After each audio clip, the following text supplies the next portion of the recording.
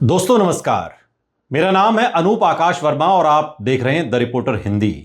तमिलनाडु विधानसभा में floor test जीतकर Joseph विजय ने सिर्फ अपनी सरकार नहीं बचाई, बल्कि ये भी साबित कर दिया कि उनकी राजनीति अब केवल स्टार पावर तक सीमित नहीं है। 234 सदस्यीय विधानसभा में 144 विधायकों का समर्थन हासिल करना इस बात का संकेत है कि टीवीके अब तमिलनाडु की स्थायी राजनीतिक ताकत बनने की दिशा में बढ़ चुकी है। चुनाव में 108 सीटें जीतने के बाद विजय बहुमत से थोड़ा पीछे जरूर रह गए थे, लेकिन कांग्रेस, वाम दलों, वीसीके, आईयूएमएल और बाद में एआईएडीएमके के एक बड़े धड़े ने समर्थन दिया और उनके नेतृत्व को मजबूत किया। फ्लोर टेस्ट से पहले विपक्ष का वॉकआउट भी राजनीतिक रूप से महत्वपूर्ण माना जा रहा है, क्योंकि इससे यह संदेश गया कि विपक्ष के पास संख्या बल नहीं था और वो विजय सरकार को गिराने की स्थिति में नहीं थी। यही वजह है कि अब तमिलनाडु की राजनीति में पोस्ट डीएमके बनाम एआईएडीएमके युग की तरफ बढ़ती दिखाई दे रही है। यहाँ राजनीति का केंद्र तेजी से अब सी जोसेफ विजय बनते जा रहे हैं। तमिलनाडु की राजनीति लंबे समय से दो द्रविड़ दलों डीएमके और एआईएडीएमके के बीच घूमती रही, लेकिन करुणानिधि और जयललिता के बाद राज्य में नेतृत्व का वैसा करिश्माई चेहरा नहीं उभर पाया जो जनता के भीतर भावनात्मक जुड़ाव पैदा कर सके। विजय ने उसी खाली जगह को भरा। उन्होंने फिल्मों में अपनी लोकप्रियता को राजनीतिक पूंजी में बदला और खुद को आम आदमी और भ्रष्टाचार विरोधी नेता के रूप में पेश किया। फ्लोर टेस्ट में मिली सफलता ने यह साबित कर दिया है कि वो सिर्फ चुनावी लहर का परिणाम नहीं थे, बल्कि अब संस्थागत राजनीतिक शक्ति भी बन चुके हैं। सबसे बड़ा सवाल अब यह है कि विजय सरकार कितनी स्थिर रहेगी।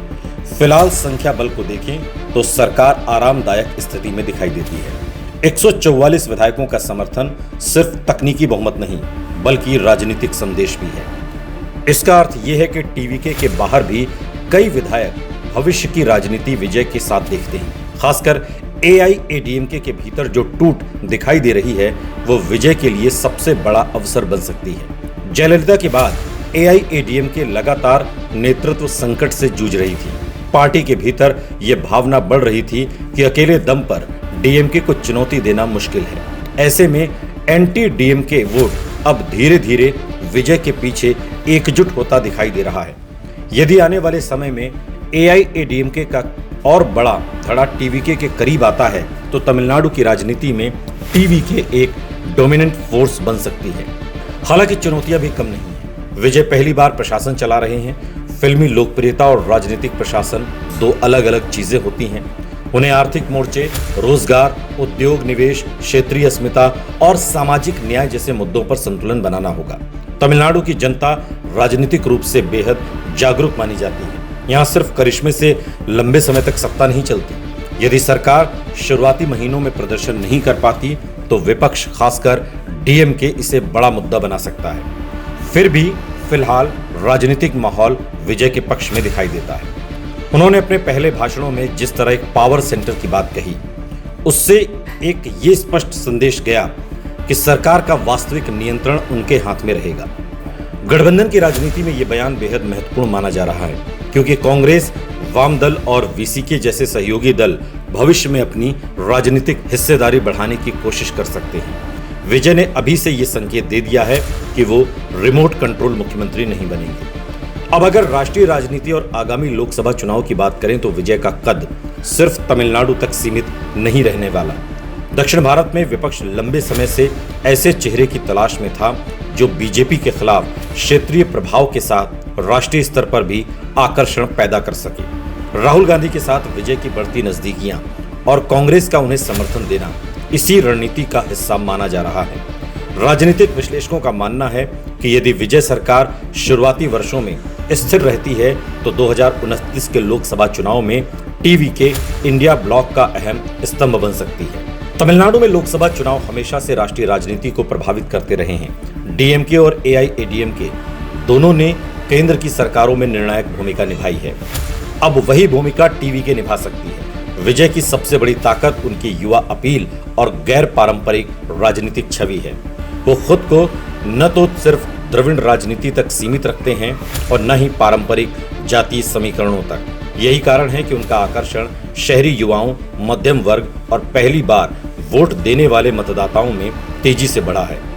इंडिया ब्लॉक के लिए भी विजय बेहद महत्वपूर्ण साबित हो सकते हैं। विजय के पास दक्षिण भारत में ममता बनर्जी या केसीआर जैसे मजबूत स्थानीय क्षेत्रीय चेहरे तो हैं, लेकिन तमिलनाडु जैसा बड़ा राज्य हमेशा राष्ट्रीय गठबंधन की राजनीति में निर्णायक भूमिका निभाता है। यदि विजय लोकसभा चुनाव में कांग्रेस और अन्य विपक्षी दलों के साथ तालमेल बनाए रखते हैं तो बीजेपी के लिए दक्षिण भारत में चुनौती और ज्यादा बढ़ सकती है, खासकर तब जब टीवी के खुद को सामाजिक न्याय प्लस भ्रष्टाचार विरोध प्लस क्षेत्रीय गौरव के नए मॉडल के रूप में स्थापित करने में सफल हो सकती है।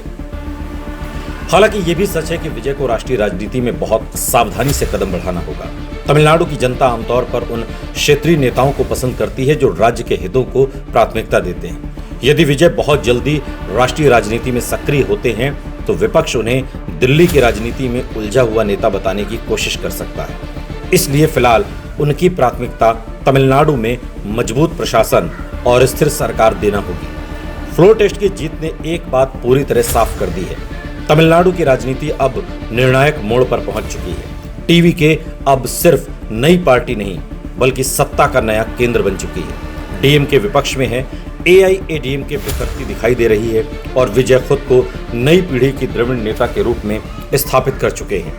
आने वाले वर्षों में यदि वो शासन और संगठन दोनों स्तर पर सफल रहते हैं तो संभव है कि तमिलनाडु की राजनीति वास्तव में विजय बनाम बाकी सबके मॉडल में बदल जाए।